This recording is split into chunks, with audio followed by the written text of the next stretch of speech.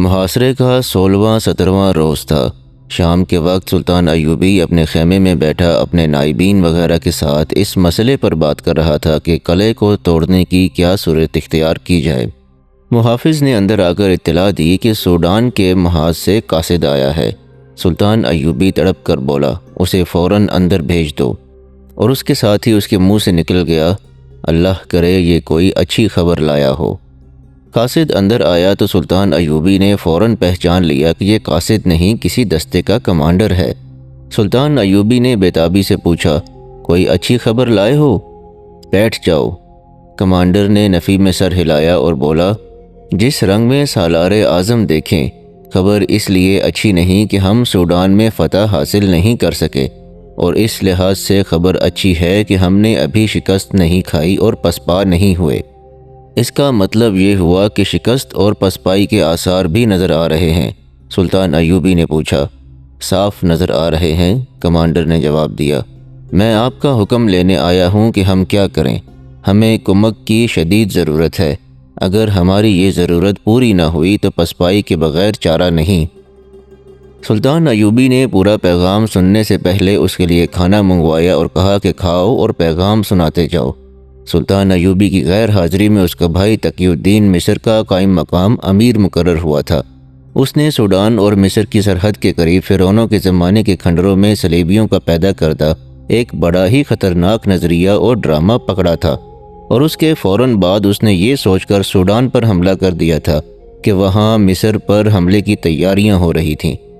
مشیروں اور سالاروں نے اسے کہا تھا کہ وہ سلطان ایوبی سے اجازت لے کر حملہ کریں، مگر تقی الدین نے یہ کہہ کر سوڈان پر حملہ کر دیا تھا کہ وہ اپنے بھائی کو اس لیے پریشان نہیں کرنا چاہتا کہ وہ صلیبیوں کے اتنے طاقتور لشکر کے خلاف لڑ رہا ہے۔ اس نے جوش میں آ کر حملہ تو کر دیا تھا، لیکن یہ کمانڈر پیغام لایا تھا کہ سوڈان میں شکست صاف نظر آ رہی ہے۔ عام قاصد کی بجائے تقی الدین نے ایک کمانڈر کو اس لیے بھیجا تھا کہ وہ سلطان ایوبی کو محاذ کی صحیح صورتحال فنی نقطۂ نگاہ سے سنا سکے۔ اس سے پہلے سلطان ایوبی کو صرف یہ اطلاع ملی تھی کہ تقی الدین نے سوڈان پر حملہ کر دیا ہے۔ کمانڈر نے جو واقعات سلطان ایوبی کو سنائے وہ مختصراً یہ تھے کہ تقی الدین نے حقائق پر نظر رکھنے کی بجائے جذبے اور جذبات سے مغلوب ہو کر حملے کا حکم دے دیا۔ اس کا جذبہ وہی تھا جو اس کے بھائی سلطان ایوبی کا تھا، لیکن دونوں بھائیوں کی جنگی فہم و فراست میں فرق تھا۔ تقی الدین نے جو فیصلہ کیا نیک نیتی اور اسلامی جذبے کے تحت کیا، مگر وہ اس حقیقت کو نظر انداز کر گیا کہ دشمن پر سوچے سمجھے بغیر ٹوٹ پڑنے کو جہاد یا جنگ نہیں کہتے۔ اس نے سوڈان میں پھیلائے ہوئے اپنے جاسوسوں کی رپورٹوں پر بھی پوری طرح غور نہ کیا۔ ان کی صرف اس اطلاع پر توجہ مرکوز رکھی کہ سوڈانیوں کو صلیبی کمانڈر ٹریننگ دے رہے ہیں اور وہاں حملے کی تیاریاں تقریباً مکمل ہو چکی ہیں۔ تقی الدین نے دشمن کو تیاری کی حالت میں دبوچ لینے کا فیصلہ کر لیا، مگر اس قسم کی انتہائی اہم معلومات حاصل نہ کیں کہ سوڈانیوں کی جنگی طاقت کتنی ہے، وہ کتنی طاقت لڑائیں گے اور کتنی ریزرو میں رکھیں گے، ان کے ہتھیار کیسے ہیں، سوار کتنے اور پیادہ کتنے ہیں، اور سب سے زیادہ اہم مسئلہ یہ تھا کہ میدان جنگ کس قسم کا اور مصر سے کتنی دور ہوگا اور رسد کے انتظامات کیا ہوں گے۔ دو خرابیاں تو ابتدا میں ہی سامنے آ گئیں۔ ایک یہ کہ سوڈانیوں نے بلکہ صلیبی کمانڈروں نے تقی الدین کو سرحد پر روکا نہیں، اسے بہت دور تک سوڈان کے اس علاقے تک جانے کے لیے راستہ دے دیا جو بڑا ہی ظالم صحرا تھا اور جہاں پانی نہیں تھا۔ دوسرا نقصان یہ سامنے آیا کہ تقی الدین کی فوج دراصل صلاح الدین ایوبی کی چالوں پر لڑنے والی فوج تھی، جو انتہائی کم تعداد میں دشمن کے بڑے بڑے دستوں کو تہس نہس کر دیا کرتی تھی۔ اس فوج کو صرف سلطان ایوبی استعمال کر سکتا تھا۔ سلطان ایوبی آمنے سامنے کی ٹکر سے ہمیشہ گریز کرتا تھا، وہ متحرک قسم کی جنگ لڑتا تھا۔ تقی الدین لشکر کشی کا قائل تھا۔ اس فوج میں تجربہ کار اور جانباز چھاپہ مار دستے بھی تھے، لیکن ان کا صحیح استعمال سلطان ایوبی جانتا تھا۔ سوڈان میں جا کر یوں ہوا کہ فوج ایک لشکر کی صورت میں بندھی رہی اور دشمن اپنی چال چل گیا۔ دشمن تقی الدین کو اپنی پسند کے علاقے میں لے گیا اور اس کی فوج پر سلطان ایوبی کے انداز سے شبخون مارنے شروع کر دیے۔ تقی الدین کے جانوروں اور جوانوں کو پانی کی ایک بوند بھی نہیں ملتی تھی۔ چھاپا مار دستوں کے کمانڈروں نے اسے کہا کہ وہ انہیں صحرا میں آزاد چھوڑ دے، مگر تقی الدین نے اس خدشے کے پیش نظر انہیں کوئی کارروائی نہ کرنے دی کہ جمعیت اور مرکزیت ختم ہو جائے گی۔ جب رسد کا مسئلہ سامنے آیا تو یہ تکلیف دہ احساس ہوا کہ وہ اتنی دور چلے آئے ہیں جہاں تک رسد کو پہنچتے کئی دن لگیں گے، اور رسد کا راستہ بھی محفوظ نہیں۔ ہوا بھی ایسے ہی کہ رسد کے پہلے ہی قافلے کی اطلاع ملی کہ دشمن نے اسے تباہ نہیں کیا بلکہ تمام تر رسد اور جانور اڑا لے گیا ہے۔ اس حادثے کی اطلاع پر چھاپہ مار دستوں کے ایک سینئر کمانڈر اور تقی الدین میں گرما گرمی ہو گئی۔ کمانڈر نے کہا کہ وہ لڑنے آئے ہیں اور لڑیں گے، لیکن اس طرح نہیں کہ دشمن شب خون مار رہا ہے، رسد لوٹ کر لے گیا ہے اور ہم مرکزیت کے پابند بیٹھے رہیں۔ تقی الدین نے حکم کے لہجے میں سخت کلامی کی تو کمانڈر نے کہا، آپ تقی الدین ہیں، صلاح الدین نہیں۔ ہم اس عزم اور اس طریقے سے لڑیں گے جو ہمیں صلاح الدین نے سکھایا ہے۔ ہم چھاپا مار ہیں، ہم دشمن کے پیٹ کے اندر جا کر اس کا پیٹ چاک کیا کرتے ہیں۔ آپ کا یہ لشکر بھوکا مر رہا ہے اور رسد دشمن لے گیا ہے۔ ہم دشمن کی رسد لوٹ کر اپنی فوج کو کھلانے کے عادی ہیں۔ بقایا نگار لکھتے ہیں کہ تقی الدین کی آنکھوں میں آنسو آ گئے۔ وہ جانتا تھا کہ چھاپا ماروں کا یہ کمانڈر کس جذبے سے پاگل ہوا جا رہا ہے۔ اس نے جذباتی لہجے میں کہا، میں ذات باری تعالیٰ کے عذاب سے ڈرتا ہوں۔ میں ان جانبازوں کو جو فلسطین میں لڑتے ہوئے آئے ہیں ناحق موت کے منہ میں نہیں دھکیلنا چاہتا۔ پھر آپ کو حملہ بھی نہیں کرنا چاہیے تھا، کمانڈر نے کہا۔ ہم میں کون ہے جو اللہ کے نام پر جان دینے کے لیے تیار نہیں؟ ہم موت کے منہ میں آ چکے ہیں، اور یہی مسلمان کی شان ہے کہ وہ موت کے منہ میں جا کر اپنے آپ کو اللہ کے قریب محسوس کرتا ہے۔ آپ جذبات سے نکلیں، ہم دشمن کے جال میں آ چکے ہیں۔ تقی الدین کوئی ایسا اناڑی بھی نہیں تھا۔ اسے سلطان ایوبی کے یہ الفاظ یاد تھے کہ اپنے آپ کو بادشاہ سمجھ کر کسی کو حکم نہ دینا اور میدان جنگ میں جا کر اپنی غلطیوں سے چشم پوشی نہ کرنا۔ اس نے اس کمانڈر کی سخت کلامی کو گستاخی نہ سمجھا اور اسی وقت تمام اعلیٰ کمانڈروں کو بلا کر جنگ کی صورتحال اور آئندہ اقدام کے متعلق بات چیت کی۔ فیصلہ ہوا کہ چھاپہ ماروں کو جوابی کارروائیاں کرنے کے لیے پھیلا دیا جائے۔ رسد کے راستے کو بھی چھاپہ مار اپنی حفاظت میں لے لیں۔ فوج کے متعلق یہ فیصلہ ہوا کہ اسے 3 حصوں میں تقسیم کر کے دشمن پر 3 اطراف سے حملہ کیا جائے۔ تقی الدین نے اپنے پاس جو محفوظہ رکھا وہ خاصا کم تھا۔ اس تقسیم اور ترتیب سے یہ فائدہ ہوا کہ فوج اس علاقے سے نکل گئی جہاں پانی نہیں تھا، ریت اور ٹیلوں کا سمندر تھا، مگر فوج بکھر گئی۔ دشمن نے 3 حصوں پر حملے کر کے انہیں اور زیادہ بکھیر دیا۔ جانی نقصان بہت ہونے لگا۔ نہایت تیزی سے کمانڈروں نے اپنے اپنے دستوں کو الگ الگ کر کے اسی نوعیت کی جنگ شروع کر دی جو انہیں سلطان ایوبی نے سکھائی تھی، مگر صاف پتہ چل رہا تھا کہ وہ جیت نہیں سکیں گے۔ انہوں نے جذبہ قائم رکھا۔ رسد اور کمک کا سوال ہی ختم ہو گیا تھا۔ وہ شب خون مارتے اور کھانے پینے کے لیے کچھ حاصل کر لیتے تھے۔ چھاپہ مار دستے نہایت جانبازی سے شب خون مارتے، دشمن کا نقصان کرتے اور جو ہاتھ لگتا وہ مختلف دستوں تک پہنچا دیتے تھے۔ مرکزی کمان ختم ہو چکی تھی۔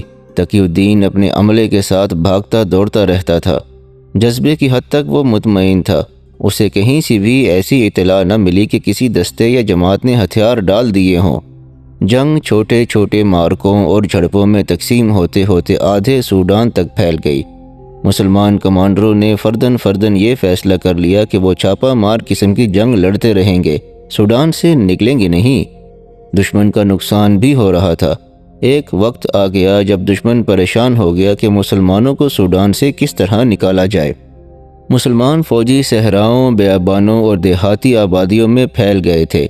اب مرکز کو یہ بھی پتہ نہیں چلتا تھا کہ جانی نقصان کتنا ہو چکا ہے اور کتنی نفری باقی ہے۔ یہ اندازہ ضرور ہو رہا تھا کہ دشمن بھی مصیبت میں مبتلا ہے اور اب وہ مصر پر حملہ نہیں کر سکے گا، مگر اس طریقہ جنگ سے کوئی ٹھوس فائدہ حاصل نہیں کیا جا سکتا تھا، کوئی علاقہ فتح نہیں کیا جا سکتا تھا۔ فوج مرتی جا رہی تھی۔ ان حالات میں تقی الدین نے سلطان ایوبی کو اپنے ایک کمانڈر کی زبانی پیغام بھیجا۔ اس نے کہا کہ سوڈان کی مہم صرف اسی صورت میں کامیاب ہو سکتی ہے کہ اسے کمک مل جائے۔ اس کی تمام فوج چھاپہ مار پارٹیوں میں بٹ گئی تھی۔ ان پارٹیوں کی کارروائیوں سے فائدہ اٹھانے کے لیے مزید فوج کی ضرورت تھی۔ تقی الدین نے سلطان ایوبی سے پوچھا تھا کہ کمک نہ مل سکے تو کیا وہ سوڈان میں بکھری ہوئی فوج کو یکجا کر کے مصر واپس آ جائے۔ مصر میں جو فوج تھی وہ مصر کے اندرونی حالات اور سرحدوں کی حفاظت کے لیے بھی ناکافی تھی، اسے محاذ پر لے جانے کا تو سوال ہی پیدا نہیں ہوتا تھا۔ سلطان ایوبی پسپائی کا قائل نہیں تھا، اس کے لیے یہ فیصلہ کرنا مشکل ہو گیا کہ وہ اپنے بھائی کو پسپائی کا حکم دے یا نہیں، لیکن حقائق اسے مجبور کر رہے تھے۔ وہ کمک نہیں دے سکتا تھا، وہ خود کمک کی ضرورت محسوس کر رہا تھا، وہ گہری سوچ میں کھو گیا۔ تقی الدین کے اس قاصد نے سلطان ایوبی کو صورتحال تو بتا دی، لیکن صلیبیوں اور سوڈانیوں نے وہاں جو ایک اور محاذ کھول دیا تھا وہ نہ بتایا۔ غالباً اس کمانڈر کو معلوم نہ ہوگا، ایسے انکشافات بہت بعد میں ہوئے تھے۔ تقی الدین کی فوج 10-10 12-12 کی ٹولیوں میں بکھر کر لڑ رہی تھی۔ بعض علاقوں میں خانہ بدوشوں کے جھونپڑے اور خیمے بھی تھے، بعض جگہیں ہری بھری اور سرسبز بھی تھیں اور بیشتر علاقے بنجر، ویران اور ریگستان تھے۔ ایک شام 3 چھاپہ مار مجاہدین واپس اپنے ایک سینئر کمانڈر کے پاس آئے، ان میں 2 زخمی تھے۔ انہوں نے سنایا کہ ان کی پارٹی میں 21 افراد تھے اور 22واں پارٹی کمانڈر تھا۔ دن کے وقت یہ پارٹی ایک جگہ چھپی ہوئی تھی۔ پارٹی کمانڈر ادھر ادھر اس طرح ٹہل رہا تھا جیسے پہرا دے رہا ہو یا کسی کی راہ دیکھ رہا ہو۔ ایک سوڈانی شتر سوار گزرا اور پارٹی کمانڈر کو دیکھ کر رک گیا۔ کمانڈر اس کے پاس گیا اور معلوم نہیں اس کے ساتھ کیا باتیں کیں۔ شتر سوار چلا گیا تو پارٹی کمانڈر نے اپنے 21 جانبازوں کو یہ خوشخبری سنائی کہ 2 میل دور ایک گاؤں ہے جہاں مسلمان رہتے ہیں۔ اس شتر سوار نے پارٹی کو اپنے گاؤں میں مدعو کیا ہے۔ رات کو گاؤں والے پارٹی کو اپنا مہمان رکھیں گے اور دشمن کی ایک جمعیت کی جگہ بھی بتائیں گے۔ تمام جانباز بہت خوش ہوئے۔ کھانا دانا ملنے کے علاوہ دشمن پر حملے کا بھی موقع مل رہا تھا۔ سورج غروب ہوتے ہی یہ سب اس گاؤں کی طرف چل دیے۔ وہاں جا کے دیکھا کہ صرف 3 جھونپڑے تھے، ادھر ادھر درخت تھے اور پانی بھی تھا۔ سپاہیوں کو جھونپڑوں کے باہر ڈیرے ڈالنے کو کہا گیا۔ پارٹی کمانڈر ایک جھونپڑے میں چلا گیا۔ باہر مشعلیں جلا دی گئیں اور سب کو کھانا دیا گیا۔ پارٹی کمانڈر نے کہا کہ سب سو جاؤ، حملے کے وقت انہیں جگا لیا جائے گا۔ تھکے ہوئے سپاہی سو گئے۔ یہ 3 جو واپس آئے ان میں سے ایک سو نہ سکا یا اس کی آنکھ کھل گئی۔ اسے ایک جھونپڑے میں عورتوں کے کہکہوں کی آوازیں سنائی دیں۔ اس نے جھانک کر دیکھا تو جھونپڑے میں پارٹی کمانڈر 2 نہایت حسین لڑکیوں کے ساتھ ہنس کھیل رہا تھا اور شراب چل رہی تھی۔ لڑکیاں صحرائی لباس میں تھیں لیکن صحرائی لگتی نہیں تھیں۔ اس سپاہی کو باہر کچھ دبی دبی آوازیں سنائی دیں۔ چاندنی میں اس نے دیکھا کہ بہت سے آدمی آ رہے تھے جن کے ہاتھوں میں برچیاں اور تلواریں تھیں۔ سپاہی جھونپڑے کی اوٹ میں ہو گیا اور دیکھتا رہا کہ یہ لوگ کون ہیں۔ کوئی جھونپڑے میں داخل ہوا، اس کی آواز سنائی دی، کیوں بھائی کام کر دیں؟ پارٹی کمانڈر نے کہا، تم آ گئے، سب سوئے ہوئے ہیں، ختم کر دو، اور لڑکیوں کے کہکہے سنائی دیے۔ وہ آدمی جو آ رہے تھے سوئی ہوئی پارٹی پر ٹوٹ پڑے، کچھ تو سوتے میں ختم ہو گئے اور جو جاگ اٹھے انہوں نے مقابلہ کیا۔ یہ سپاہی چھپا ہوا دیکھتا رہا، اسے اپنے 2 ساتھی بھاگتے نظر آئے۔ موقع دیکھ کر یہ سپاہی بھی بھاگ اٹھا اور اپنے 2 ساتھیوں سے جا ملا۔ وہ دونوں زخمی تھے، کسی نے ان کا تعاقب نہ کیا۔ یہ معلوم نہیں ہو سکا کہ پارٹی کمانڈر شتر سوار کے دیے ہوئے لالچ میں آ گیا تھا یا وہ پہلے سے ہی دشمن کا ایجنٹ تھا اور اپنے آدمیوں کو مروانے کا موقع دیکھ رہا تھا۔ بہرحال یہ انکشاف ہوا کہ دشمن نے بکھرے ہوئے مسلمان دستوں کو ختم کرنے یا اپنے ہاتھ میں کرنے کے لیے لڑکیوں کو استعمال کرنا شروع کر دیا ہے۔ دشمن انسانی فطرت کی کمزوریوں کو استعمال کر رہا تھا۔ ان حالات میں لڑنے والے سپاہی کو پیٹ اور جنس کی بھوک بہت پریشان کیا کرتی ہے۔ دشمن مجاہدین کو ڈھونڈ ڈھونڈ کر حملے الگ کر رہا تھا اور نفسیاتی ہتھیار بھی استعمال کر رہا تھا۔ ایسے چند اور واقعات ہوئے۔ مجاہدین کو خبردار کیا گیا کہ کسی کے جھانسے میں نہ آئیں۔ ایسے بہت سے واقعات میں ایک واقعہ قابل ذکر ہے۔ چھاپہ مار دستے کا ایک کمانڈر عطاء الہاشم ایک جگہ بیٹھا ہوا تھا۔ اس کا دستہ 3-4 پارٹیوں میں بکھرا ہوا تھا۔ یہ مصر سے آنے والی رسد کا راستہ تھا۔ عطاء الہاشم نے اپنے صرف ایک دستے سے، جس کی نفری 100 سے کچھ کم تھی، رسد کے تمام تر راستے کو محفوظ کر دیا تھا۔ رسد پر چھاپہ مارنے والے دشمن کا اس نے بہت نقصان کیا تھا۔ اس کے جانباز اچانک جھپٹ پڑے تھے۔ سوڈانیوں نے انہیں ختم کرنے کے بہت جتن کیے، لیکن 5-6 جانبازوں کو شہید کرنے کے سوا کوئی کامیابی حاصل نہ کر سکے۔ عطاء الہاشم ٹیلوں میں ڈھکی ہوئی ایک جگہ پر بیٹھا تھا۔ اس کے ساتھ 6-7 جانباز تھے۔ یہ اس نے ہیڈ کوارٹر بنا رکھا تھا۔ اسے صحرائی خانہ بدوشوں کے لباس میں 2 لڑکیاں ایک ادھیڑ عمر آدمی کے ساتھ نظر آئیں۔ عطاء الہاشم کو دیکھ کر تینوں اس کے پاس آ گئے۔ لڑکیاں سوڈانی معلوم ہوتی تھیں، لیکن انہوں نے جو لباس پہن رکھا تھا وہ بہروپ لگتا تھا۔ ان کے چہروں پر گرد تھی، چہرے اداس تھے اور تھکن بھی معلوم ہوتی تھی۔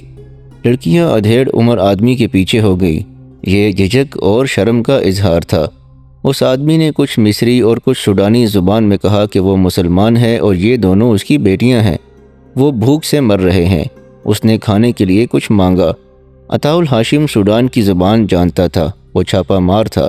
سوڈانی علاقے میں کمانڈو کارروائیوں کی کامیابی کے لیے اس نے سوڈانی زبان سیکھی تھی۔ اس کے پاس خوراک کی کمی نہیں تھی۔ وہ رسد کا محافظ تھا۔ 2-3 بار رسد گزری تھی جس میں سے اس نے اپنے دستے کے لیے بہت سا راشن پانی اپنے پاس رکھ لیا تھا۔ اس نے ان تینوں کو کھانا دیا اور پوچھا کہ وہ کہاں سے آئے ہیں اور کہاں جا رہے ہیں۔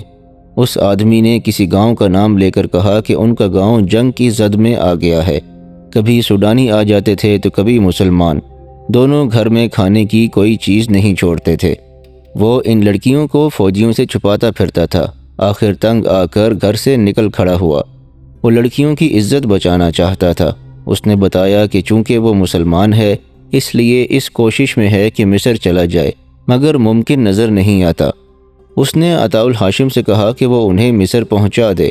اس کے ساتھ ہی اس نے پوچھا، تم لوگ اس جگہ کب تک رہو گے؟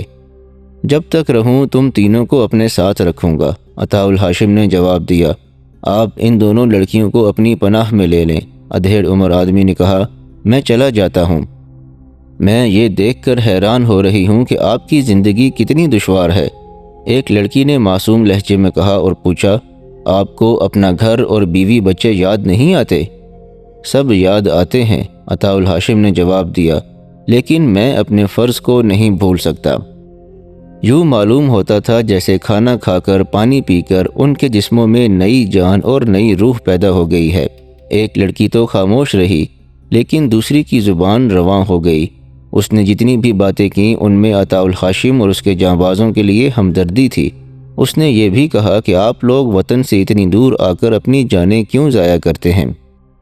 عطاء الہاشم اٹھ کھڑا ہوا۔ اس نے تینوں کو اٹھایا اور اپنے آدمیوں کو بلایا۔ انہیں کہا کہ اس سوڈانی کے پاؤں رسیوں سے باندھ کر میرے گھوڑے کے پیچھے باندھ دو۔ انہوں نے اسے گرا کر پاؤں باندھ دیے اور گھوڑا کھول لائے۔ رسی کا ایک سرا گھوڑے کی زین کے ساتھ باندھ دیا۔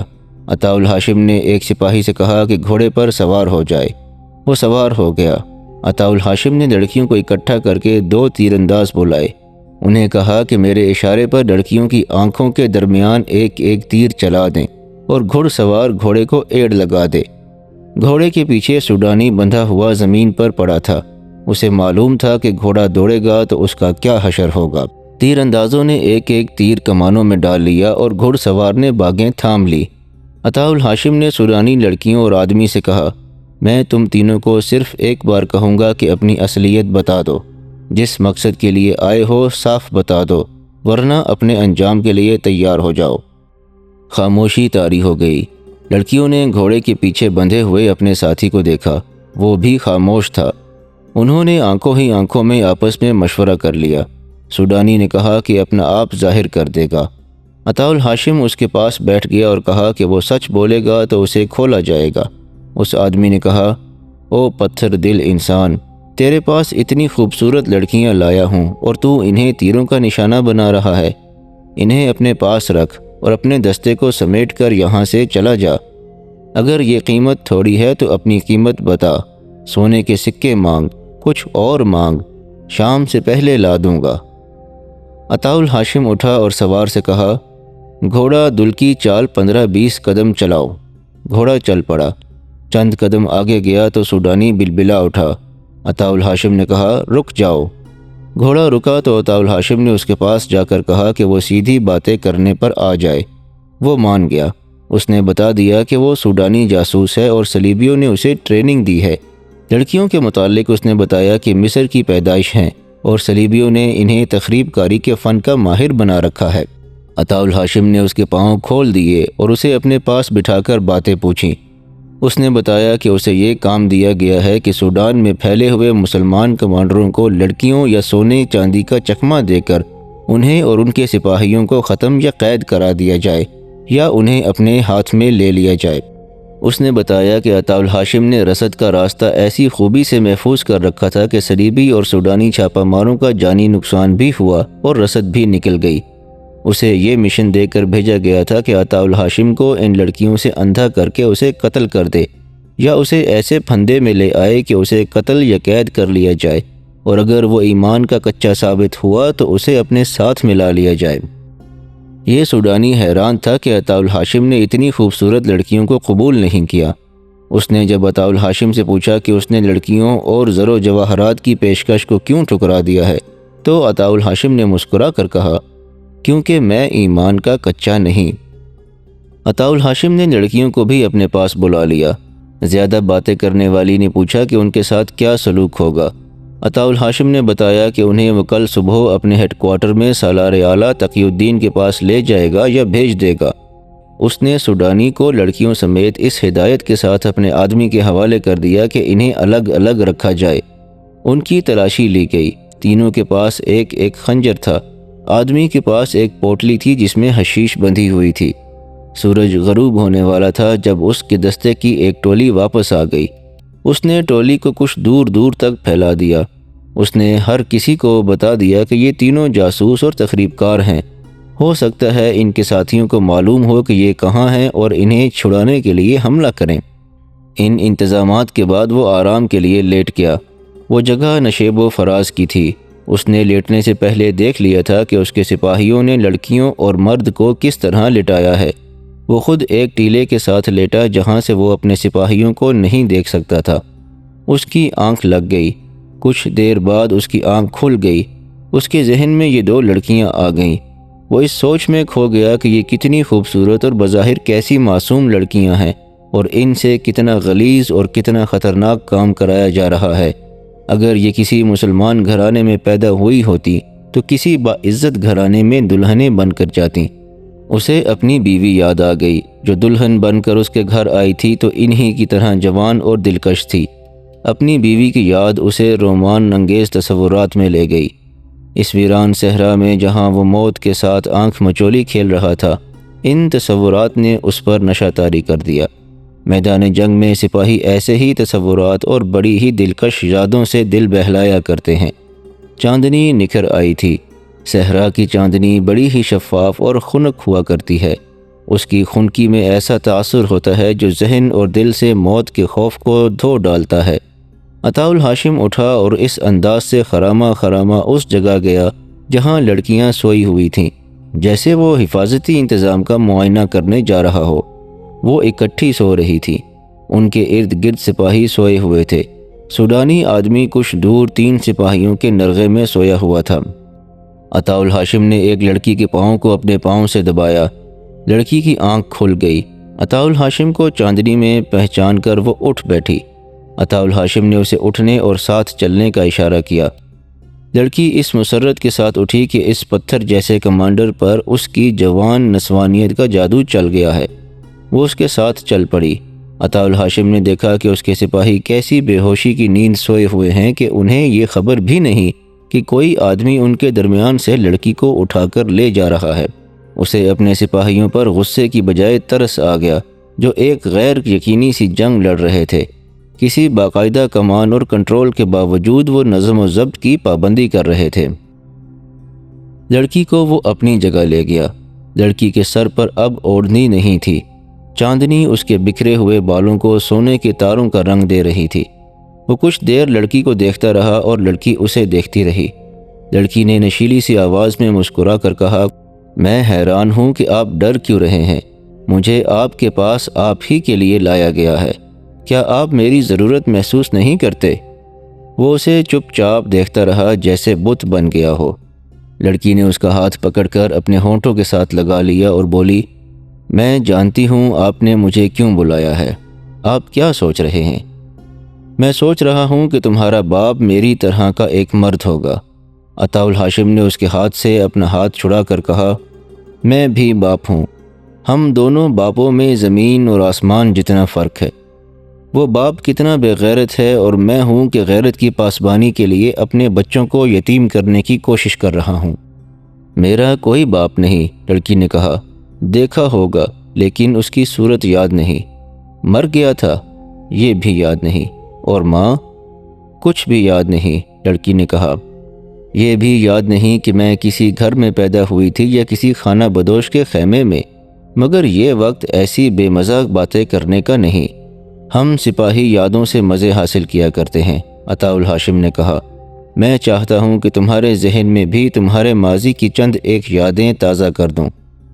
میں بجائے خود ایک حسین یاد ہوں، لڑکی نے کہا، جس کے ساتھ تھوڑا سا وقت گزار جاتی ہوں وہ ہمیشہ یاد رکھتا ہے۔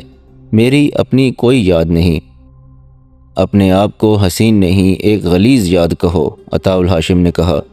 مجھے تمہارے جسم سے صلیبیوں کے، سوڈانیوں کے، مسلمانوں کے اور بڑے ہی غلیظ انسانوں کے گناہوں کی بو آ رہی ہے۔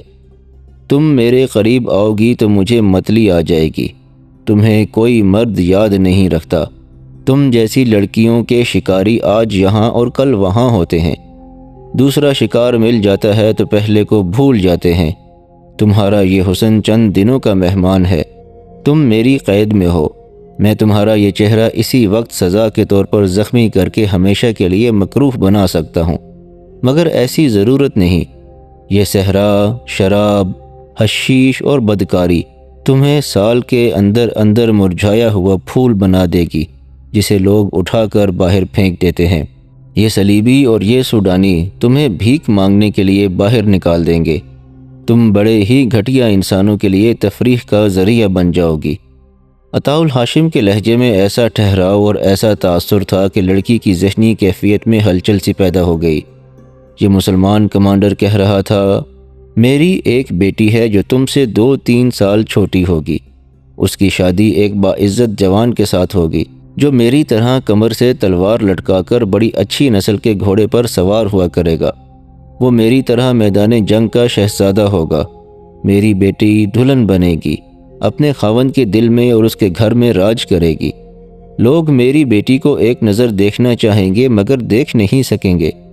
میں بھی اس پر فخر کیا کروں گا اور اس کا خاوند اس کے ساتھ اتنی محبت کرے گا کہ وہ بوڑھی ہو جائے گی تو بھی محبت ختم نہیں ہوگی، صرف بڑھے گی۔ تمہیں دیکھنے کے لیے کوئی بھی بیتاب نہیں ہوتا کیونکہ تم ایک ننگا بھید ہو۔ تمہاری عزت کسی کے دل میں نہیں اور کوئی بھی نہیں جو تمہیں محبت کے قابل سمجھے۔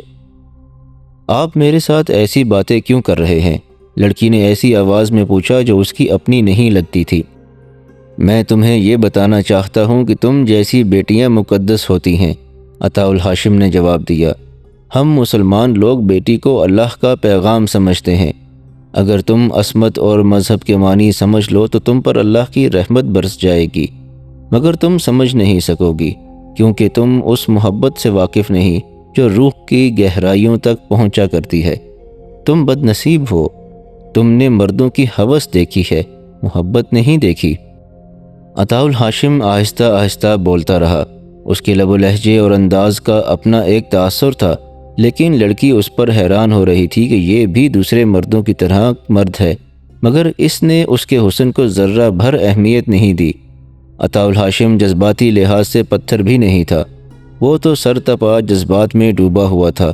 لڑکی نے بیتاب سا ہو کر کہا، آپ کی باتوں میں ایسا نشہ اور خمار ہے جو میں نے شراب اور حشیش میں نہیں پایا۔ مجھے آپ کی کوئی بھی بات سمجھ نہیں آ رہی، لیکن ہر ایک بات دل میں اترتی جا رہی ہے۔ لڑکی ذہین تھی، اس قسم کی تقریب کاری کے لیے ذہین ہونا لازمی تھا۔ مردوں کو انگلیوں پر نچانے کی اسے بچپن سے ٹریننگ دی گئی تھی، مگر اس مرد نے اس ناگن کا زہر مار دیا۔ اس نے عطاء الحاشم سے بہت سی باتیں پوچھی جن میں کچھ مذہب سے تعلق رکھتی تھیں۔ اس کے لہجے اور انداز میں اب پیشہ ورانہ اداکاری نہیں رہی تھی، وہ اپنے قدرتی رنگ میں باتیں کر رہی تھی۔ اس نے پوچھا، مجھے آپ لوگ کیا سزا دیں گے؟ میں تمہیں کوئی سزا نہیں دے سکتا، عطاء الحاشم نے کہا۔ کل صبح تمہیں اپنے سالار اعظم کے حوالے کر دوں گا، وہ میرے ساتھ کیا سلوک کرے گا؟ جو ہمارے قانون میں لکھا ہے۔ آپ مجھ سے نفرت کرتے ہیں؟ نہیں، میں نے سنا ہے کہ مسلمان ایک سے زیادہ بیویاں رکھتے ہیں، لڑکی نے کہا۔ اگر آپ مجھے اپنی بیوی بنا لیں تو میں آپ کا مذہب قبول کر کے ساری عمر آپ کی خدمت کروں گی۔ میں تمہیں بیٹی بنا سکتا ہوں، بیوی نہیں، عطاء الہاشم نے کہا، کیونکہ تم میرے ہاتھوں میں مجبور ہو، تم میری پناہ میں بھی ہو اور میری قید میں بھی۔ وہ باتوں میں مصروف تھے۔ لڑکی کا ساتھی مرد 3 سپاہیوں کے نرغے میں لیٹا ہوا تھا مگر وہ جاگ رہا تھا۔ اس نے عطاء الہاشم کو دیکھ لیا تھا کہ وہ لڑکی کو جگا کر لے گیا ہے۔ وہ خوش تھا کہ لڑکی عطاء الہاشم کو چکمہ دے کر قتل کر دے گی یا اسے یہاں سے کہیں دور لے جائے گی۔ وہ لیٹا ہوا لڑکی کی واپسی کا انتظار کرتا رہا۔ بہت دیر بعد اس نے سپاہیوں کو دیکھا۔ وہ بے ہوش ہو کے سوئے ہوئے تھے۔ انہیں بے ہوش ہونا ہی تھا، کیونکہ اس سوڈانی نے شام کے بعد ان سپاہیوں کے ساتھ گپ شپ شروع کر دی تھی اور انہیں ہنستے کھیلتے حشیش پلا دی تھی۔ اس سے حشیش کی ایک پوٹلی تو برآمد کر لی گئی تھی، لیکن اس نے تھوڑی سی حشیش اپنے چوغے میں کہیں سی رکھی تھی۔ وہاں سے نکال کر اس نے 3 سپاہیوں کو پلا دی۔ وہ چونکہ اس نشے کے عادی نہیں تھے، اس لیے بے ہوشی کی نیند سو گئے۔ یہ سوڈانی رات کو بھاگنے کے جتن کر رہا تھا۔ اس نے دیکھا کہ لڑکی عطاء الہاشم کے پاس بیٹھی ہوئی ہے اور بہت دیر گزر گئی ہے، تو وہ سمجھا کہ لڑکی اس مسلمان کمانڈر کو دور نہیں لے جا سکی، لہٰذا اس شخص کو یہیں ختم کر دیا جائے۔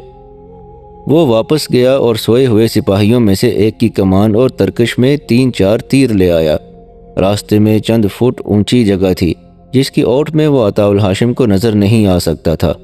وہ اس لیے بھی نظر نہیں آ سکتا تھا کہ اس طرف عطاء الہاشم کی پیٹھ تھی۔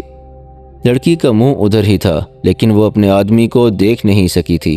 وہ آدمی تیر و کمان لے کر آیا تو لڑکی کو چاندنی میں اس کا سر اور کندھے نظر آئے، پھر اسے کمان نظر آئی۔ عطاء الہاشم اپنی موت سے بے خبر بیٹھا تھا۔ اس کا خنجر نیام میں پڑا ہوا تھا اور نیام قریب ہی رکھی تھی۔ لڑکی نے نیام اٹھا کر خنجر نکال لیا۔ عطاء الہاشم جھپٹ کر اس سے خنجر چھیننے ہی لگا تھا کہ لڑکی نے نہایت تیزی سے گھٹنوں کے بل ہو کر اپنے آدمی کی طرف پوری طاقت سے خنجر پھینکا۔ فاصلہ چند گز تھا۔ ادھر سے آہ کی آواز سنائی دی۔ خنجر سوڈانی کی شہرگ میں اتر گیا تھا اور اس نے زخمی ہوتے ہی تیر چلا دیا تھا۔ نشانہ چوک جانا ضروری تھا۔ تیر کا نشانہ عطاء الہاشم کے قریب سے گزرا اور دھک کی آواز سنائی دی۔ اس نے دیکھا کہ تیر لڑکی کے سینے میں اتر گیا تھا۔ وہ دوڑ کر اس طرف گیا جس طرف خنجر گیا اور تیر آیا تھا۔ وہاں سوڈانی اپنی شہرگ سے خنجر نکال رہا تھا۔ اس نے خنجر نکال لیا اور اٹھا۔ اس خطرے کے پیش نظر کہ وہ حملہ کرے گا، عطاء الہاشم نے اچھل کر اس کے پہلو میں دونوں پاؤں جوڑ کر مارے۔ سوڈانی دور جا پڑا۔ عطاء الہاشم بھی گرا اور فوراً اٹھ کھڑا ہوا۔ سوڈانی نہ اٹھ سکا۔ اس کی شہرگ سے خون ابل ابل کر نکل رہا تھا۔ عطاء الہاشم نے خنجر اٹھایا اور لڑکی کے پاس گیا۔ لڑکی سینے میں اپنے ہی ساتھی اور محافظ کا تیر لیے اطمینان سے پڑی تھی۔ وہ ابھی زندہ تھی۔ تیر نکالنے کا کوئی انتظام نہیں تھا۔ لڑکی نے عطاء الہاشم کا ہاتھ پکڑ لیا اور کراہتی ہوئی آواز میں بولی، میں نے تمہاری جان بچائی ہے، اس کے عوض اپنے خدا سے کہنا کہ میری روح کو اپنی پناہ میں لے لے۔ میرے جسم کی طرح میری روح بھی ان صحراؤں میں نہ بھٹکتی رہے۔ میری عمر گناہوں میں گزری ہے۔ مجھے یقین دلاؤ کہ خدا اس ایک نیکی کے بدلے میرے سارے گناہ بخش دے گا۔ میرے سر پر اسی طرح ہاتھ پھیرو جس طرح اپنی بیٹی کے سر پر پھیرا کرتے ہو۔ عطاء الہاشم نے اس کے سر پر ہاتھ پھیر کر کہا، اللہ تیرے گناہ بخش دے، تجھ سے گناہ کروائے گئے ہیں، تو بے گناہ ہے، تجھے کسی نے نیکی کی روشنی دکھائی ہی نہیں۔ لڑکی نے درد کی شدت سے کراہتے ہوئے عطاء الہاشم کا ہاتھ بڑی مضبوطی سے پکڑ لیا اور بڑی تیزی سے بولنے لگی۔ اس نے کہا، یہاں سے 3 کوس دور سوڈانیوں کا ایک اڈا ہے۔ وہ لوگ آپ سب کو ختم کرنا چاہتے ہیں اور غور سے سنو، آپ کی فوج اتنی زیادہ پھیل گئی ہے کہ اس کی قسمت میں اب موت یا قید ہے۔ آپ کے ہر ایک کمانڈر اور ہر ایک ٹولی کے پیچھے مجھ جیسی لڑکیاں یا مرد لگے ہوئے ہیں۔ میں اس لڑکی کے ساتھ آپ کے 4 کمانڈروں کو پھانس کر ختم کرا چکی ہوں۔ مصر کی فکر کرو، صلیبیوں نے وہاں بڑے ہی خطرناک اور خوبصورت جال بچھا دیے ہیں۔ آپ کی قوم اور فوج میں ایسے مسلمان حاکم موجود ہیں جو صلیبیوں کے تنخواہ دار جاسوس اور ان کے وفادار ہیں۔ انہیں مجھ جیسی لڑکیاں اور بے پناہ دولت دی جا رہی ہے۔ مصر کو بچاؤ، سوڈان سے نکل جاؤ، اپنے غداروں کو پکڑو۔ میں کسی کا نام نہیں جانتی، جو معلوم تھا بتا دیا ہے۔ آپ پہلے مرد ہیں جس نے مجھے بیٹی کہا ہے۔ آپ نے مجھے باپ کا پیار دیا ہے۔ میں اس کا معاوضہ یہی دے سکتی ہوں کہ آپ کو خطروں سے آگاہ کر دوں۔ اپنے بکھرے ہوئے دستے کو اکٹھا کر لو اور حملہ روکنے کے لیے تیار ہو جاؤ۔ 2-3 دنوں میں آپ پر حملہ ہوگا۔ فاطمیوں اور فدائیوں سے بچو۔ انہوں نے مصر میں بہت سے ایسے حاکموں کے قتل کا منصوبہ تیار کر لیا ہے جو صلاح الدین ایوبی اور اپنی قوم کے وفادار ہیں۔ لڑکی کی آواز ڈوبتی اور رکتی گئی اور ایک لمبے سانس کے بعد وہ ہمیشہ کے لیے خاموش ہو گئی۔ صبح طلوع ہوئی تو عطاء الہاشم دونوں لاشوں اور زندہ لڑکی کو ساتھ لے کر تقی الدین کے پاس چلا گیا۔ اسے سارا واقعہ سنایا اور لڑکی کی آخری باتیں بھی سنائی۔ تقی الدین پہلے ہی پریشان تھا۔ وہ سٹپٹا اٹھا۔ اس نے کہا، اپنے بھائی کی اجازت اور ہدایت کے بغیر میں پسپا ہونا نہیں چاہتا۔ میں نے ایک ذمہ دار ذہین کمانڈر کو کرک بھیجا ہے۔ اس کی واپسی تک ثابت قدم رہو۔